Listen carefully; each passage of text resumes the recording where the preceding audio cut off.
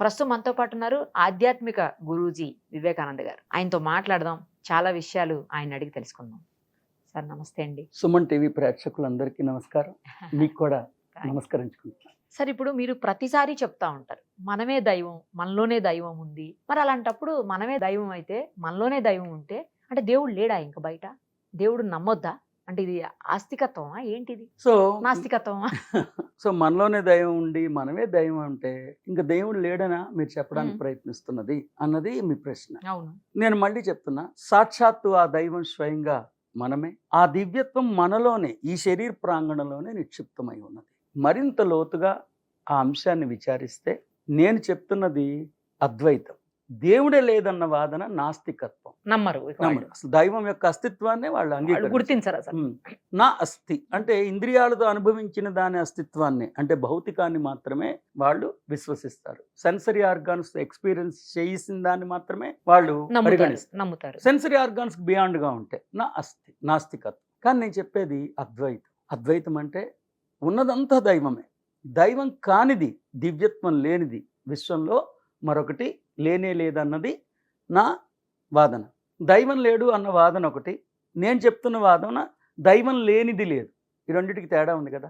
అసలు దైవమే లేడు, దైవం లేనిదే లేదు. ఉదాహరణకి మనకి ప్రహ్లాదుడి ద్వారా మనకు ఒక ప్రవచనం అందుబాటులో ఉంది కదా. ఇందుగలడు అందులేడని సందేహము వలదు, ఎందెందు వెతికినా అందందు కలడు చక్రి, చక్రి సర్వోపగతండు అన్నప్పుడు అన్నిట్లో ఉండి నాలో లేడా, లేకపోతే అన్నీ అయి ఉండి నేను కానా?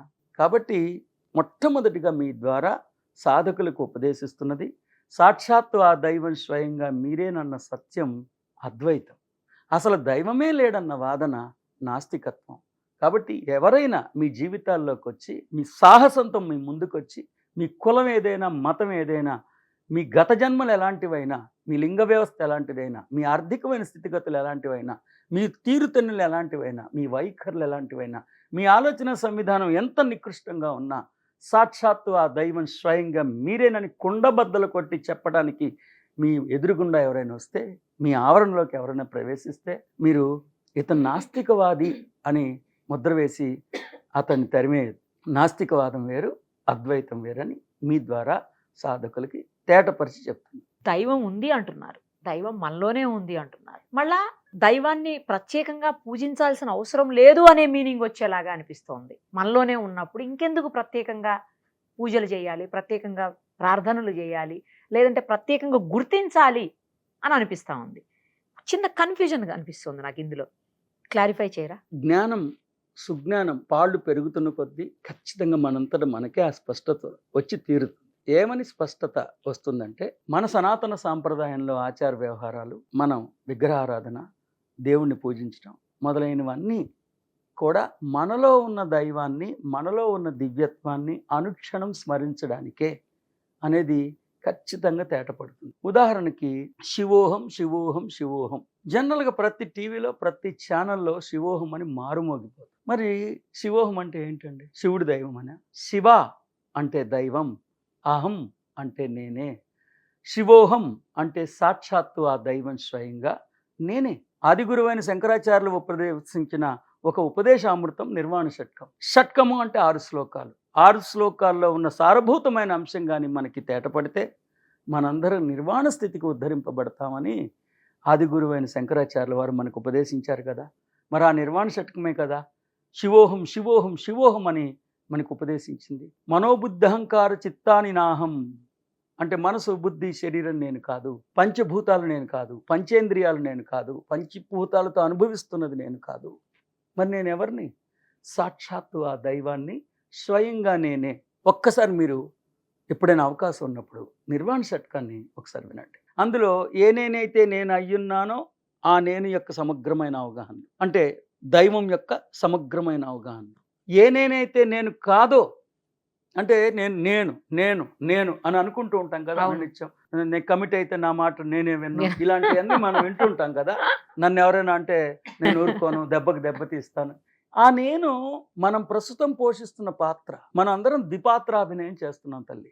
ఒకటి అసాధారణమైన దైవం, రెండోది అతి సాధారణమైన మానవుడు. అందుకే మొట్టమొదటిగా గీతా శాస్త్రంలో జ్ఞాన షట్కంలో మన శ్రీకృష్ణుడు గీతాదాత, గీతా ప్రదాత, గీతా నిర్మాత వారు క్షేత్రజ్ఞ విభాగ యోగం, గుణత్రయ విభాగ యోగం, శ్రద్ధాత్రయ విభాగ యోగం, దైవ ఆసుర సంపద్ విభాగ యోగం అని ఏనేనైతే నేను అయ్యున్నానో ఆ నేనుని, ఏనేనైతే నేను కాదో ఆ నేను కానటువంటి సమాచారాన్ని, ఆ నేను కానటువంటి యొక్క పోకడలన్నింటినీ వేరు చేసుకుంటూ వచ్చారు.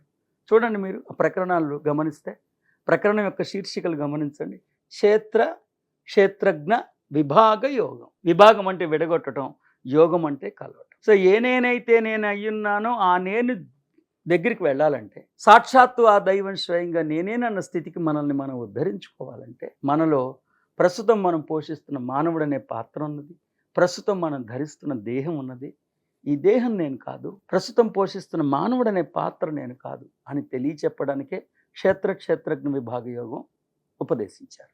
34 శ్లోకాల సంపుటి. ఆ 34 శ్లోకాల సంపుటి యొక్క సారాంశాన్ని చెప్పాలంటే, నేను యంత్రాత్మకమైన ఈ శరీరాన్ని కానే కాదు, యంత్రాత్మకమైన శరీరంలోని మంత్రాత్మకమైన దైవాన్నే నేను.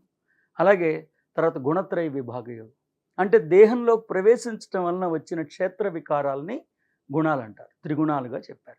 ఆ త్రిగుణాలు నావి కావు, ప్రస్తుతం నేను ధరిస్తున్న దేహానివే అని మన గుణత్రయ విభాగ యోగంలో తమో సత్వ రజోగుణాలు నావి కావని అర్థం చేసుకోమని శ్రీకృష్ణుడు ఉపదేశించారు. అలాగే శ్రద్ధాత్రయ విభాగ యోగం, అలాగే దైవ అసుర సంపద్ విభాగ యోగం. ఒక్కసారి ఆలోచించండి, మనం దైవాలం కాకపోతే దైవాసుర సంపద్ విభాగ యోగం ఎలా చెప్తారండి?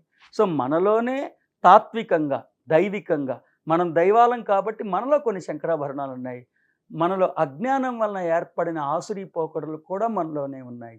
ఏవి తత్వత జన్మత మనలో ఉన్న దైవ లక్షణాలు, ఏవి అజ్ఞానం వలన మనలో పేరుకుపోయిన ఆసురీ లక్షణాలు, వాటి రెండింటిని వేరు చేసుకోమని చెప్పారు కదా. మీ ద్వారా సాధకులను ఒక్క ప్రశ్న అడుగుతాను.